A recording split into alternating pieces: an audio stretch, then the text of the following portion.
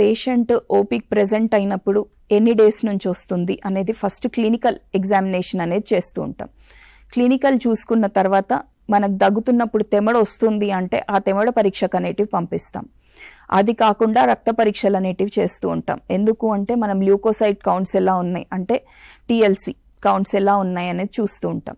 అదే కాకుండా chest x ray అనేది చేస్తూ ఉంటాం. చెస్ట్ ఎక్స్రే చేసినప్పుడు ఏ part of the lung effect అయిందా కాలేదా, సపోజ్ ఒక part of the lung effect అయింది, ఆ రైట్ లంగ్ ఎఫెక్ట్ అయింది, రైట్ లంగ్లో న్యూమోనియా ఎంత తీవ్రత ఉంది అనేది మనం చేస్తూ ఉంటాం.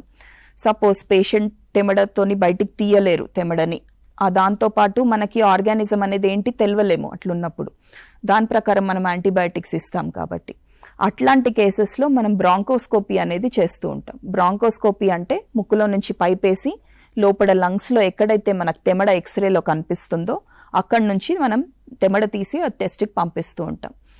మెయిన్గా మనం ఎక్కడి నుంచి తీయాలి అనేది సిటీ స్కాన్ అనేది చేస్తే మనకు బెటర్ ఐడియా వస్తుంది. ఏ part of the lung effect అయింది, ఎక్కడి నుంచి మనం తెమడ తీయాలి, ఆ తెమడని తీసి ఏ టెస్ట్లకు పంపివ్వాలి. సో దానికోసం మనం ఈ టెస్ట్లు అనేటివి చేసుకోవచ్చు మోస్ట్ కామన్లీ.